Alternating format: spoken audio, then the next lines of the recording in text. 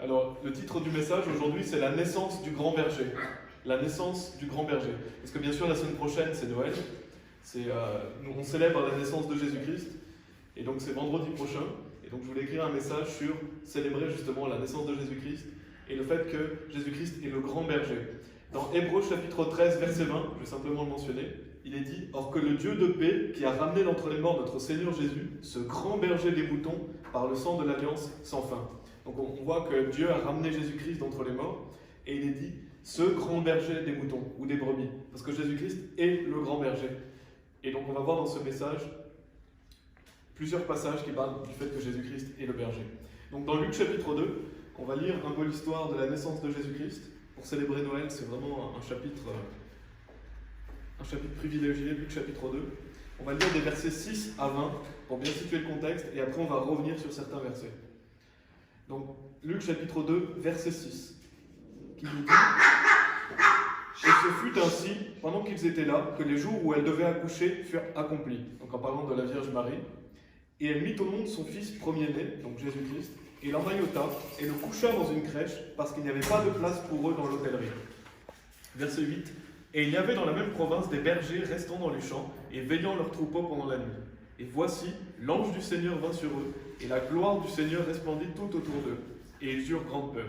Et l'ange leur dit, n'ayez pas peur, car voici, je vous apporte de bonnes nouvelles de grande joie, qui seront pour tous les peuples. Car aujourd'hui vous est né dans la ville de David un sauveur qui est Christ le Seigneur. Et cela vous sera un signe pour vous, vous trouverez le bébé emmailloté, couché dans une crèche. Et soudain il eut avec l'ange une multitude de l'armée céleste, louant Dieu et disant, gloire à Dieu dans les lieux les plus hauts, et sur terre, paix, bonne volonté envers les hommes. Et il arriva, lorsque les anges les eurent quittés pour retourner dans le ciel, que les bergers se dirent l'un l'autre, allons maintenant jusqu'à Bethléem, et voyons cette chose qui est arrivée, ce que le Seigneur nous a fait connaître. Et ils vinrent en hâte, et trouvèrent Marie et Joseph, et le bébé couché dans une crèche. Et lorsqu'ils l'eurent vu, ils firent connaître de tous côtés ce qui leur avait été dit concernant cet enfant. Et tous ceux qui l'entendirent étaient surpris de ces choses qui leur avaient été racontées par les bergers. Mais Marie gardait toutes ces choses et les repassait dans son cœur. Et les bergers s'en retournèrent, glorifiant et louant Dieu pour toutes les choses qu'ils avaient entendues et vues, conformément à ce qui leur avait été dit. Donc, on va étudier un peu cette merveilleuse histoire de la naissance de Jésus-Christ. Et on va commencer par les versets 6 et 7, où on peut voir la naissance de Jésus-Christ. Donc, le fait que la Vierge Marie donne naissance au Christ dans une crèche. Et à ce sujet, dans Matthieu chapitre 1, on va lire 2-3 versets qui nous parlent encore une fois de la naissance du Christ. Matthieu chapitre 1, verset 18, qui nous dit « Or, la naissance de Jésus-Christ arriva de cette manière, comme sa mère Marie était fiancée à Joseph, avant qu'ils aient été ensemble, elle se trouva enceinte de l'Esprit Saint. » Donc ça, c'est un point essentiel de notre doctrine en tant que chrétien, c'est le fait que Jésus-Christ est né de l'Esprit Saint. Il est le Fils de Dieu, Dieu est son Père. Verset 21, « Et elle enfanta un fils, et tu appelleras son nom Jésus, car il sauvera son peuple de leurs péchés. » Donc l'ange dit à Marie d'appeler son fils Jésus. Et rien que le nom Jésus, si vous expliquez à quelqu'un qu'est-ce que veut dire Jésus, c'est le sauveur. Il sauvera son peuple de leurs péchés. Donc le nom de Jésus montre que Jésus est notre sauveur. Verset 23, « Voici une vierge sera enceinte, et enfantera un fils, et l'on appellera son nom Emmanuel, ce qui signifie Dieu avec nous. » Donc, Jésus est né miraculeusement par la Vierge Marie, par l'action du Saint-Esprit. Et il dit, et on appellera son nom Emmanuel, ce qui signifie Dieu avec nous. Donc on n'a pas besoin d'aller longtemps dans le Nouveau Testament pour voir que Jésus est Dieu. Ce verset prouve que Jésus-Christ est Dieu. D'ailleurs, il y a de multiples versets qui prouvent que c'est Dieu qui est venu dans le monde. Il est dit, et sans controverse, grand est le mystère de piété, Dieu fut manifesté dans la chair. Il est dit aussi, et il dit, ton Fils est ton trône, ô Dieu. Et on a aussi Ésaïe chapitre 9, verset 6, qui est un célèbre verset et qui est bien se rappeler justement à Noël, qui nous dit « Car un enfant nous est né, un fils nous est donné, et le gouvernement sera sur son épaule. Son nom s'appellera Merveilleux, Conseiller, le Dieu puissant, le Père éternel, le Prince de paix. » Donc la Bible affirme dès l'Ancien Testament que Jésus viendra dans le monde, que le Messie viendra, et qu'il est Dieu, il est le Dieu fort. Donc on croit dans la divinité de Jésus-Christ. C'est un point essentiel à expliquer aux gens. Quand Jésus est né sur terre, c'est Dieu qui est venu dans la chair. Et Jésus est 100% Dieu, 100% homme. Donc on voit dans les versets 6 et 7 de Luc chapitre 2 le fait que Marie met au monde Jésus-Christ. au verset 8, il est dit « Et il y avait dans la même province des bergers restant dans les champs et veillant leurs troupeaux pendant la nuit. » Et donc on a ce terme « berger » qui vient. Et quand on cherche sur Wikipédia, qu'est-ce que c'est qu'un berger? Un berger, c'est une personne chargée de guider et de prendre soin des troupeaux. Donc un berger prend soin du troupeau, il guide le troupeau. Et Dieu est le bon berger. Dieu nous guide, il nous protège, il nous fait paître, c'est-à-dire qu'il nous nourrit, il nous réconforte, il nous corrige. Donc ça, c'est l'action du grand berger, l'action de Jésus-Christ, entre autres. Entre autres dans le sens où, bien sûr, Dieu fait beaucoup plus de choses pour nous, mais en étant notre berger, c'est ce qu'il fait pour nous. D'ailleurs, dans Jean chapitre 10, verset 11, Jean chapitre 10, verset 11, où Jésus-Christ dit justement qu'il est le bon berger, il y a les célèbres 7 « Je suis » de Jésus-Christ, notamment le fait qu'il est le bon berger. Jésus nous dit « Je suis le bon berger donne sa vie pour les moutons ». Et donc on voit que Jésus-Christ dit de lui-même qu'il est le bon berger. Ça ne fait aucun doute que Jésus est le bon berger. 1 Pierre chapitre 2, verset 25 nous dit aussi « Car vous étiez comme des moutons errants, mais vous êtes maintenant retournés au berger et évêque de vos âmes. » Donc on était tous comme des moutons errants, on était tous comme des brebis errantes. La Bible dit d'ailleurs qu'on suivait chacun son propre chemin. Mais vous êtes maintenant retournés au berger et évêque de vos âmes. Parce que si vous avez cru en Jésus-Christ, vous êtes venus au berger, qui est le berger avec un grand B. Quand vous regardez 1 Pierre chapitre 2, verset 25, le mot berger avec un grand B, c'est le grand berger, c'est Jésus. Et il est l'évêque de nos âmes. Donc Jésus prend soin de nous, il nous protège. Et bien sûr, on a le célèbre psaume 23, je vais lire des versets 1 à 4, qui nous parle du fait que le Seigneur est notre berger. Il est dit « Le Seigneur est mon berger, je ne manquerai de rien. Il me fait coucher dans de verts pâturages, il me conduit près des eaux tranquilles. Il restaure mon âme, il me conduit dans les sentiers de droiture à cause de son nom. Oui, bien que je marche à travers la vallée de l'ombre de la mort, je ne craindrai aucun mal, car tu es avec moi, ton bâton et ta houlette me réconfortent. » Donc le Seigneur est mon berger. Et donc le Seigneur en majuscule. Et Jésus, disant qu'il est le berger, bien sûr, Jésus est le Seigneur, il est Dieu. Je ne manquerai de rien. Donc Dieu prend soin de nous, il nous nourrit, il nous sécurise, il nous fait coucher dans de verts pâturages, parce que Dieu prend soin de nous, il me conduit près des eaux tranquilles, il restaure mon âme. Donc on ne va pas analyser tout le psaume 23, mais le psaume 23 montre que Jésus-Christ est notre berger qui prend soin de nous. Et pour en revenir à Luc chapitre 2, donc on a lu Luc chapitre 2 verset 8, qui nous disait que et il y avait dans la même province des bergers restant dans les champs et veillant leurs troupeaux pendant la nuit. Donc on voit que ces bergers prennent soin de leurs troupeaux. Ils veillent, ils restent dans les champs. Et c'est intéressant de noter qu'il est dit pendant la nuit. Je ne sais pas si vous aviez déjà souligné, mais même la nuit, ces personnes veillaient sur le troupeau. Donc ils veillaient jour et nuit sur le troupeau. Et c'est ce que fait Dieu. Parce que souvent, les gens ont plus peur de la nuit. Quand il fait noir, c'est là où il y a plus de péché. Souvent, les gens ont plus peur de la nuit. Mais Dieu veille sur nous la nuit aussi. Dans le psaume 121, les versets 3 à 5, Dieu nous dit « Il ne permettra pas que ton pied soit déplacé. Celui qui te garde, donc bien sûr, parlant de Dieu, ne sommeillera pas. Voici celui qui garde Israël ne sommeillera ni ne dormira. Le Seigneur est ton gardien, le Seigneur est ton ombre sur ta main droite. » Donc on voit que Dieu veille sur nous jour et nuit. Dieu ne dort pas, Dieu ne sommeille pas, il est toujours à nos côtés. Et c'est ce que font ces bergers. Un bon berger garde son troupeau même la nuit, même quand il fait noir. Parce que souvent quand il fait noir, c'est là où il est plus susceptible d'avoir des attaques, que les loups puissent venir, que les personnes fassent des dégâts dans le troupeau. Et donc, ces bergers veillaient sur leur troupeau pendant la nuit. Dieu veille sur nous aussi pendant la nuit. Il veille sur nous pendant les difficultés aussi. Et c'est rassurant pour nous parce qu'il est dit, le Seigneur est ton gardien. Donc on a un gardien, on a toujours quelqu'un qui nous garde, c'est Dieu lui-même.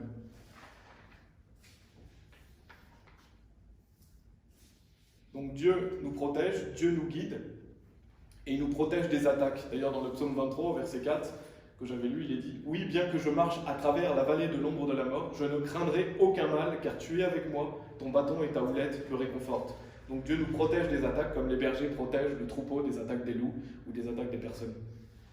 Psaume 121, verset 7 nous dit « Le Seigneur te préservera de tout mal, il préservera ton âme. » Donc n'est-ce pas plaisant de savoir que Dieu est avec nous, il nous préserve du mal, il préserve notre âme. Donc Dieu prend soin de nous, il nous protège comme un bon berger, il nous nourrit aussi, parce qu'un bon berger nourrit son troupeau. Au psaume 40, versets 10 et 11, il est dit « Voici le Seigneur Dieu viendra avec une forte main, et son bras dominera sur lui. Voici sa rétribution est avec lui, et son ouvrage devant lui. Il nourrira son troupeau comme un berger, Il rassemblera les agneaux de son bras et les portera dans son sein et conduira doucement celles qui allaitent. Donc on voit que Dieu nourrit son troupeau. Il prend soin de ses brebis, il les nourrit. Comment il nous nourrit? Déjà dans le fait que nous avons de la nourriture physique, bien sûr, mais aussi spirituellement. Il nous nourrit par sa parole. C'est pour ça que c'est important de lire la Bible, parce que Dieu vous parle à travers la Bible. Il faut vous nourrir. Et Dieu, justement, est le bon berger qui sait ce qui est bon pour vous et qui sait ce qui vous nourrit. C'est la nourriture spirituelle. Et d'ailleurs, dans le même psaume, donc ça c'était le verset 10 et 11, qui montre que Dieu nourrit son troupeau. Juste un peu avant, au verset 8, il est dit « L'herbe se dessèche, la fleur se fane, mais la parole de notre Dieu demeure pour toujours. » Donc, quelques versets après, il nous parle justement d'être nourri. Pourquoi? Parce que c'est la parole de Dieu qui demeure pour toujours, qui nous nourrit. On est nourri de la parole de Dieu. Donc, le premier point, c'est que Dieu est notre berger, il nous protège, il nous nourrit. Aussi, on pourrait rajouter le fait qu'il nous corrige. Mais ça, j'en parlerai peut-être dans un autre message, parce que c'est un message à lui tout seul. Mais quand on est enfant de Dieu, Dieu nous corrige. Comme un bon berger va ramener ses brebis dans le troupeau. Si quelqu'un s'égare, commet des péchés, Dieu va le châtier. La Bible dit car celui que le Seigneur aime, il le châtie et fouette tout fils qu'il reçoit. Et pourquoi Dieu nous châtie? Pour qu'on soit participant de sa sainteté. C'est ce qui est dit dans Hébreux chapitre 12, parce que Dieu veut qu'on puisse lui porter plus de fruits. Dieu veut qu'on puisse le glorifier. Si vous commettez des péchés, vous ne glorifiez pas Dieu. Donc Dieu va vous corriger, il va vous ramener sur le droit chemin. Et il faut craindre Dieu. Souvent on entend dans les églises, voilà, la crainte de Dieu, c'est simplement avoir du respect pour lui, de la révérence. Mais la Bible dit non, réjouissez-vous avec tremblement. Donc ce n'est pas un simple respect, on doit trembler devant Dieu. On doit trembler devant la magnificence de Dieu, parce que la Bible dit qu'on ne se moque pas de Dieu, que ce qu'on sème, on va le récolter. Et on ne se moque pas de Dieu, et Dieu est un feu consumant. Donc on en parlera dans un autre message, mais notre berger, on doit trembler devant lui. Réjouissez-vous avec tremblement. Ce n'est pas un simple respect, c'est une crainte. Et Dieu nous réconforte aussi, parce que Dieu prend soin de nous, c'est le Dieu de réconfort. Donc un bon berger réconforte ses brebis. Et le dernier point par rapport au berger, c'est que Dieu est notre guide. Dans Psaume 48, verset 14, il est dit « Car ce Dieu est notre Dieu, pour toujours et à jamais, il sera notre guide, même jusqu'à la mort. » J'aime beaucoup ce verset, parce qu'on voit que Dieu sera notre guide, même jusqu'à la mort. Donc jusqu'à notre blanche vieillesse, jusqu'à la fin, Dieu est avec nous. Et bien sûr, il faut marcher avec lui. Si vous voulez que Dieu vous guide, demandez-lui de vous guider et marchez avec lui. Dans Proverbe chapitre 3, il est dit « Confie-toi en l'Éternel de tout ton cœur et ne t'appuie pas sur ta propre intelligence. Reconnais-le dans toutes tes voies et il dirigera tes sentiers. » Donc si vous voulez que Dieu dirige vos sentiers, il faut le reconnaître dans toute votre voie. Il ne faut pas vous confier dans votre propre intelligence, mais vous confier en lui, pour que Dieu puisse vous guider. Donc on voit à travers ce verset 8 que les bergers préservent le troupeau, ils veillent sur lui, comme Dieu qui veille sur nous. Au verset 9, de verset 9 à 11, il est dit, dans Luc chapitre 2, verset 9, « Et voici l'ange du Seigneur vint sur eux, et la gloire du Seigneur resplendit tout autour d'eux, et ils eurent grande peur. Et l'ange leur dit, « N'ayez pas peur, car voici je vous apporte de bonnes nouvelles de grande joie, qui seront pour tous les peuples. Car aujourd'hui vous est né dans la ville de David un sauveur, qui est Christ le Seigneur. » On imagine déjà cette scène, les bergers qui sont là au milieu des champs. Et Dieu n'a pas choisi ces bergers par hasard. Dieu a choisi les bonnes personnes, on verra un peu plus loin, que ces personnes-là vont aller témoigner. Donc Dieu avait choisi ces bergers.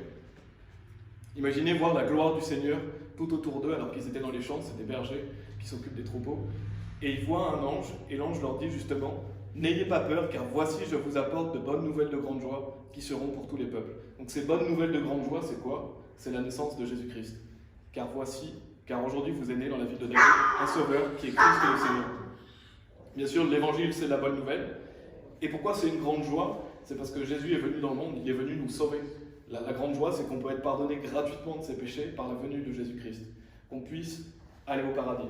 Et c'est ça, quand on célèbre Noël, en fait, on célèbre des bonnes nouvelles de grande joie. La grande joie que le Sauveur est venu dans le monde, le Messie, qui est Christ le Seigneur. Et Philippiens chapitre 4, verset 4 nous dit « Réjouissez-vous toujours dans le Seigneur » et de nouveau je dis « Réjouissez-vous ». Donc on doit toujours se réjouir du fait que Jésus est venu sur terre, toujours se réjouir que Dieu est notre Sauveur. C'est très important de cultiver cette réjouissance. Ésaïe chapitre 61, verset 10 nous dit aussi « Je me réjouirai extrêmement dans le Seigneur. Mon âme s'égaira en mon Dieu, car il m'a revêtu des vêtements du salut, il m'a couvert de la robe de la rectitude, comme un époux se pare d'atour, et comme une épouse s'orne de ses joyaux. » Donc on voit, je me réjouirai comment? Extrêmement. Donc on doit toujours se réjouir extrêmement dans le Seigneur. Pourquoi? Parce qu'il est notre salut. Il m'a revêtu des vêtements du salut. Donc Dieu nous a sauvés gratuitement. Il nous a revêtus de sa justice. Il m'a couvert de la robe de la rectitude. Donc la naissance de Christ, c'est une grande joie quand on célèbre Noël, peu importe la date. Beaucoup de gens disent oui, mais le 25 décembre c'est une fête païenne, ou alors on ne sait pas quand est-ce que Jésus est né, on s'en fiche. Le plus important c'est de glorifier Dieu, c'est de rappeler cette naissance de Jésus-Christ. Peu importe le jour où Jésus-Christ est né. Nous on célèbre les bonnes nouvelles de grande joie. Et c'est un moment privilégié, Noël justement, si vous passez Noël en famille ou avec des gens, de parler de pourquoi Jésus est venu dans le monde. La plupart des gens ne savent même pas ce que c'est que Noël en fait. Ils ne savent pas que Jésus est venu pour les sauver gratuitement. Et que tout ce qu'ils ont à faire, c'est de croire en lui pour recevoir la vie éternelle. Donc c'est un moment justement important où vous pouvez parler de pourquoi Jésus est venu et pourquoi on célèbre Noël. Ensuite, on continue un peu l'histoire dans Luc chapitre 2. Il est dit au verset 13 et 14 « Et soudain il y eut avec l'ange une multitude de l'armée céleste, louant Dieu et disant « Gloire à Dieu dans les lieux les plus hauts, et sur terre paix, bonne volonté envers les hommes. » Donc imaginez ces bergers qui sont là dans les champs, déjà ils ont vu un ange, mais en plus il est dit « Et il y eut avec l'ange une multitude de l'armée céleste louant Dieu. » Donc on imagine une multitude d'anges qui louent Dieu et qui dit « Gloire à Dieu dans les lieux les plus hauts. » Bien sûr toujours la gloire revient à Dieu. Et il est dit « Et sur terre, paix, bonne volonté envers les hommes. » Parce que la naissance de Jésus-Christ, c'est ce qui nous apporte la paix avec Dieu. Quand il dit paix et bonne volonté envers les hommes, c'est que sans Jésus-Christ, vous ne pouvez pas être en paix avec Dieu. Donc le fait que Dieu ait envoyé son Fils, c'est pour faire la paix avec nous. Dans Romains chapitre 5, verset 1, il est dit que quand on met sa foi en Jésus-Christ, on est en paix avec Dieu. C'est pour ça qu'il dit paix, bonne volonté envers les hommes, parce que Dieu est de bonne volonté envers nous. Dieu veut que tous les hommes soient sauvés. La volonté de Dieu est bonne. Après, ce sont les hommes qui rejettent le cadeau de Dieu, mais Dieu est bon envers nous. Il nous a donné son Fils, il nous a donné le meilleur cadeau qui soit. Zacharie chapitre 9, verset 9 nous dit aussi « Réjouis-toi grandement, ô fille de Sion, acclame, ô fille de Jérusalem, voici ton roi vient à toi, il est juste et ayant le salut, humble et monté sur une ânesse, sur un ânon, le poulain d'une ânesse. » Donc la naissance de Jésus-Christ aussi, c'est la naissance du roi. Souvent on retrouve à travers des films, à travers des musiques, cette notion de roi, mais la royauté elle revient à Jésus-Christ, elle revient au Seigneur Jésus. Moi ça m'énerve toujours quand je vois le roi lion. Le roi c'est Jésus, en fait c'est toujours remplacer Jésus par quelqu'un d'autre. Le diable essaie de remplacer Jésus dans le cœur des enfants. C'est Jésus notre roi. Et donc la royauté revient à Jésus-Christ, c'est lui qui va régner au millénium. Jésus, il est le roi des rois. Bien sûr, il y a eu des rois dans l'Ancien Testament. Il y aura des gens qui vont régner avec Christ, mais le vrai roi, celui qui est exalté, c'est Jésus-Christ. Verset 17, on avance un peu dans l'histoire. Verset 17, il est dit « Et lorsqu'ils l'eurent vu, ils firent connaître de tous côtés ce qui leur avait été dit concernant cet enfant. » Verset 18, « Et tous ceux qui l'entendirent étaient surpris de ces choses qui leur avaient été racontées par les bergers. » Et j'aime bien ce passage, parce que qu'est-ce qu'ont fait ces bergers? Ils ne sont pas rentrés chez eux en disant « Waouh, c'est génial ce qu'on a vécu, simplement on va profiter de ce moment-là. » Qu'est-ce qu'ils sont allés faire? Ils sont allés raconter de tous côtés ce qu'ils avaient vu. Donc ça veut dire qu'ils sont allés vers les gens en disant « Voilà, le Christ est là, le Sauveur est né, et c'est ce qu'on doit faire. » J'aime beaucoup ça, le fait que Dieu, justement, ait utilisé ces bergers, c'est pas anodin, parce que ces personnes-là sont allées tout de suite raconter ce qui s'est passé. Et Dieu va vous utiliser beaucoup plus si vous êtes prêts à tout de suite raconter qui est Jésus-Christ, à parler d'évangile.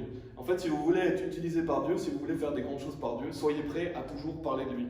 Et c'est pour ça que Dieu a utilisé ces bergers, parce que Dieu savait qu'ils allaient aller raconter à tout le monde que Jésus-Christ était né. Et donc c'est ce qu'on fait à Noël.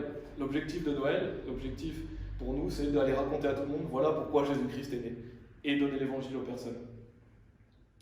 Et je ne sais pas pour vous, mais moi ça m'énerve toujours l'histoire du Père Noël, parce qu'en fait, l'histoire du Père Noël, c'est le diable qui utilise quelqu'un pour remplacer Dieu, encore une fois. Au lieu que ce soit le Père des Lumières qu'on glorifie, on glorifie une personne qui n'existe pas, qui est le Père Noël.